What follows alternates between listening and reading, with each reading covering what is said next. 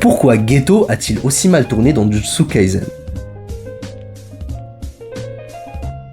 Ou plus précisément, qu'est-ce qui a amené Geto à passer de cet étudiant qui vise à protéger les faibles comme exposé dans l'épisode 1 de la saison 2 à celui du film ou du tome 0 qui rêve d'une société qui prône la force et qui met les exorcistes au devant de la scène, avec une condescendance non cachée pour les non-exorcistes. En somme, comment expliquer le renversement moral de Suguru Geto dans Jujutsu Kaisen? Et n'y a-t-il pas possibilité d'expliquer cela avec l'histoire de la philosophie? Salut, moi c'est Gatsu, je suis prof de philo et doctorant en philosophie, et aujourd'hui on va s'intéresser au cas de Suguru Geto et à son renversement moral dans l'univers de JJK. N'hésitez pas à commenter et à vous abonner pour soutenir un maximum la chaîne. Mais tout d'abord, qui est Suguru Geto? Suguru Geto nous est d'abord présenté comme étant un exorciste qui est spécialisé dans la maîtrise des fléaux. Son exorcisme consiste plus précisément à ingérer des fléaux afin de les maîtriser, et ainsi en user à sa guise lors des affrontements. De ce fait, il n'exorcise pas vraiment ces derniers, mais en fait des alliés. Il peut les exorciser s'il souhaite, mais il faut savoir qu'en les ingérant, ça lui permet du coup d'augmenter son panel de fléaux utilisables lors des affrontements. Mais un fléau étant ce qu'il est, c'est-à-dire une accumulation de sentiments négatifs,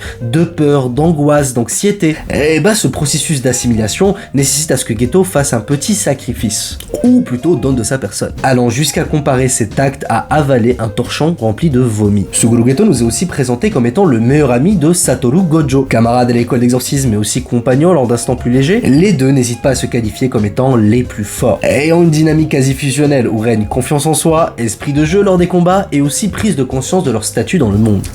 La morale du jeune Geto. En effet, Geto est pleinement conscient de ce que cela représente d'être un exorciste dans le monde dans lequel ils évoluent. Car il faut savoir que seule une minorité, mais vraiment minorité de la population, est capable de devenir exorciste et de maîtriser son énergie occulte. Oui, parce qu'il suffit pas d'avoir de l'énergie occulte, il faut savoir la maîtriser, comme nous l'a montré malheureusement Junpei. Par conséquent, la majorité de la population est non exorciste et est soumise au fléau d'une certaine façon. Les exorcistes sont donc une petite faction chargée de protéger l'humanité contre des ennemis que cette dernière ne voit même pas. Cela a malheureusement pour effet, comme vous pouvez le comprendre, de supprimer toute reconnaissance possible qu'auraient pu avoir les gens envers les exorcistes. Les exorcistes jouent donc leur vie pour des individus qui ne reconnaissent même pas le sacrifice que font ces derniers. Ils doivent donc vivre sans une once de reconnaissance. Cependant, le jeune Geto tient ce que l'on pourrait appeler un bon discours. Et ça, la scène du gymnase, même si elle est très drôle, nous permet de le comprendre. Car, tels des héros, c'est un devoir naturel qui leur est imposé et qu'ils se doivent de respecter. Et ils ont pour mission, par la force qui leur a été donnée par la nature,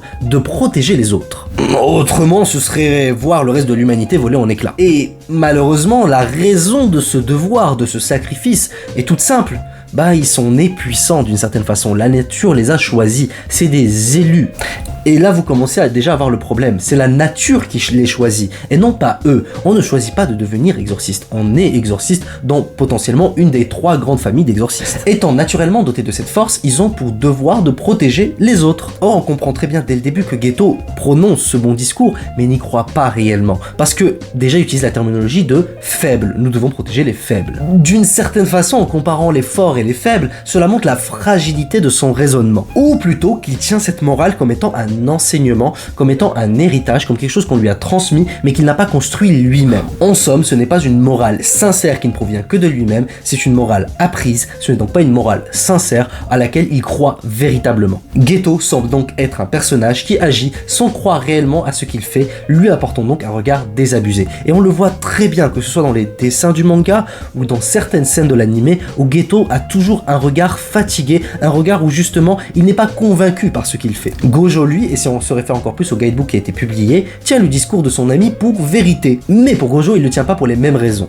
On comprend très bien que Gojo, par son excès de force et de puissance, il ne tient pas ce discours de la même façon parce que justement, il ne réalise pas le même sacrifice que Geto lorsqu'il réalise ses missions. Gojo est littéralement celui qui a le luxe de l'insouciance et qui n'a pas justement à se construire une morale véritable pour affronter le monde. Non, rappelons que Gojo est un peu l'équivalent d'un dieu dans l'univers de JJK. Pour cela, je vous renvoie à ma dernière vidéo YouTube et aussi à mon TikTok où j'explique en quoi Gojo est d'une certaine façon une représentation divine dans l'univers de Jujutsu Kaisen. Et de ce fait, et comme le précise Akutami, Gojo se réfère au discours de son meilleur ami, juste parce que ça lui permet d'avoir une morale justement vis-à-vis du monde. Les questions du bien et de mal ne semblent pas affecter ce jeune Gojo, en tout cas jeune, car à un moment il va se passer un événement qui va tout changer. Pour résumer, la morale de ce jeune Geto n'est pas la sienne, et c'est là où ça pose problème. Et cette dernière semble même être en dissonance avec l'entièreté de son être et de ses cellules, tant justement elle lui coûte physiquement et mentalement. Rajoutant à cela le fait qu'il n'a aucune reconnaissance de ce qu'il appelle les faibles, il est normal qu'au fur et à mesure du récit, il s'emmure dans une forme de silence, une introspection et une réflexion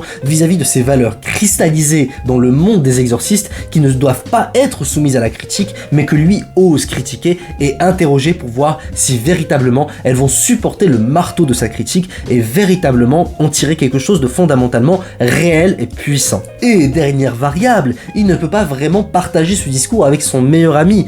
Rappelons que c'est les plus forts, ils ont un devoir d'exemplarité, paraître stoïque et impassible face aux événements. De ce fait, Geto, ce serait un peu un aveu de faiblesse que de montrer que son système moral ne tient pas. La morale du jeune Geto est donc une morale empruntée et enseignée et non issue de son propre vécu. C'est la morale officielle des exorcistes. Geto est donc un personnage qui sert à dénoncer les systèmes moraux dans une société ou une civilisation où les hommes ne se reconnaissent plus au fin fond de leur chair, mais aussi à travers leur pulsion ou encore une fois leur vécu. Cette morale-là qu'on lui enseigne n'a donc véritablement et en soi aucune puissance pratique, parce que face aux événements, face à justement tout ce qu'il doit faire face au fléau, lorsqu'il est contre un mur et qu'il n'a rien d'autre à faire que d'avaler un fléau qui, rappelons-le, n'a pas le meilleur des goûts, est-ce qu'elle peut véritablement le convaincre et l'amener à risquer sa vie? Est-ce que cette morale a véritablement une puissance effective? Est-ce que cette morale est en adéquation avec la vie en nous? Est-ce qu'elle la respecte? Est-ce qu'elle augmente d'une certaine façon notre sentiment de puissance et peut ébranler des murs et tous les obstacles lorsque justement on se trouve nous-mêmes pieds au mur? Le renversement moral de Suguru Geto. C'est donc la raison pour laquelle Geto, entre guillemets, tourne mal, et que son exorcisme et sa fonction d'exorciste ne lui ont causé que du mal, à savoir une profonde solitude, une non-reconnaissance dans la société dans laquelle il évolue, et aussi justement beaucoup de sacrifices physiques et mentaux, ayant donc pour conséquence aussi un profond dédain vis-à-vis de la société et vis-à-vis des gens qui la constituent. Une dénonciation donc de la morale de la société qui va donc glorifier la faiblesse, l'entretenir et même faire culpabiliser les forts d'être fort. En effet, Geto ne peut afficher ses pouvoirs au grand jour, ne peut réellement, en tout cas le jeune Geto, avoir son propre culte ou autre, parce que justement, la société des exorcistes va venir le retrouver et lui taper sur les doigts. Et tous ces éléments-là dont je viens de vous parler, on les retrouve dans le texte de Nietzsche, La généalogie de la morale, où justement Nietzsche dénonce le renversement moral opéré par le christianisme et le platonisme. Ces deux courants de pensée vont donc condamner l'existence terrestre jugée d'une part comme imparfaite et d'autre part comme source de péché, et ériger les martyrs et les contemplateurs d'arrière-monde, à savoir ceux qui vivent à travers une vie dans l'au-delà, mais aussi ceux qui justement sacrifient en permanence leur corps et que ne l'entretiennent pas, comme étant des figures à suivre, tandis que les forts et les gens qui poursuivent la puissance, autant corporelle qu'au niveau de leur santé ou autre, vont être culpabilisés par rapport à notre propre force, délaissant les seules choses qui comptent réellement dans notre existence, à savoir notre corps, le monde physique et la sensation de puissance. Car pour Nietzsche, toute morale et toute vérité qui vaut réellement est issue de notre corps, de nos instincts et de nos pulsions. Il faut donc entretenir notre sentiment de puissance, mais aussi entretenir la vie qu'il y a en nous afin qu'on se sente le plus épanoui possible. De ce fait, on pourrait dire que la pulsion qui a amené Geto à rejeter le système moral dans Jujutsu Kaisen est une pulsion qui ressemble à la pulsion nietzschéenne. Mais la vraie question est, est-ce que le projet qui fait suite à cette interrogation et à cette critique est le même que le projet de Nietzsche? Une morale propre à lui. Ainsi Geto construisit sa morale, ainsi Geto construisit son culte, ainsi Geto parlait à ses fidèles. Le renversement moral de Geto se comprend parfaitement et fait totalement sens vis-à-vis de son vécu et de son expérience. C'est pour ça que ce personnage nous apparaît totalement logique. Il prend d'ailleurs davantage sens vis-à-vis de la question qu'il pose à son meilleur ami, à savoir, es-tu Gojo Satoru parce que tu es le plus fort, ou es-tu le plus fort parce que tu es Gojo Satoru? Montrant désormais que les questionnements qui le tourmentent sont des questionnements relatifs à la question de la force, mais aussi à celle de l'identité et du lien qu'il existe entre ces deux notions. Geto a juste posé une dissertation du bac à son pote et lui a dit « Vous avez toute votre vie pour y répondre ». Or, pour Geto, c'est notre force qui alimente notre identité. Car, d'une part, et c'est vrai, sans force, nous n'avons aucune chance de nous faire écouter, d'imposer notre vision du monde et notre vérité à autrui lors d'un dialogue, et encore moins de survivre.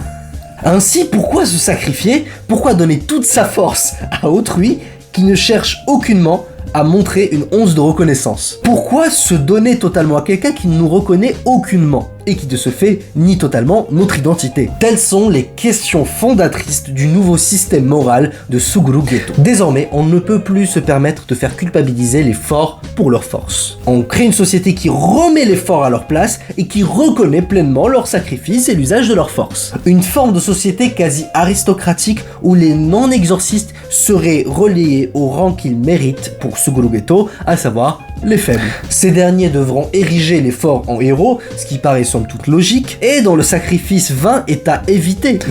En quoi cette morale est condamnable. Et c'est là où il commence à y avoir dissonance avec le projet nietzschéen. Il faut pas s'oublier que Nietzsche écrit pour les civilisations, écrit pour leur salut. Nietzsche, ce qu'il veut, c'est empêcher la décadence des sociétés et permettre à l'homme de s'épanouir pleinement et de créer des sociétés totalement aristocratiques, mais dans un autre sens. Car ce que Nietzsche veut le plus, c'est respecter la vie qu'il y a en nous, et il trouve que la chrétienté, par justement le salut dans un au-delà, ou bien la figure de martyr, piétine la seule chose qui nous appartient, notre corps et notre vie. Or, Geto, par son champ lexical, son attitude envers les non-exorcistes et son projet, met constamment en danger la vie d'autrui et ne vise pas du coup une civilisation où tout le monde vivrait bien. Son sentiment de puissance est basé sur une inégalité naturelle qui cherche encore plus à enraciner. Or, là où ce personnage est très bien écrit, c'est qu'on comprend Geto. On sait pourquoi il fait ça et on arrive à adhérer à son discours d'une certaine façon. Et c'est pour cela que Gojo Satoru a du mal à le retenir. Parce que Geto, par son renversement moral qu'il opère, par son regard désabusé sur la société qui l'a abandonné, d'une certaine façon, tout son projet n'est pas alimenté par une volonté de créer le salut de la civilisation, mais plus par un ressentiment, parce qu'il a beaucoup trop donné. Pour bien évidemment ne rien recevoir en retour à part de la souffrance. Ouais, il est bien écrit, il est très bien écrit ce personnage. Tournant finalement le dos à son lycée mais aussi à son meilleur ami et s'enfermant dans son culte où il serait le seul décisionnaire. Et vous, que pensez-vous de la morale de Suguru Geto? C'était Gatsu Sensei, vous êtes la génération terrible et n'oubliez pas, vous avez 4 heures.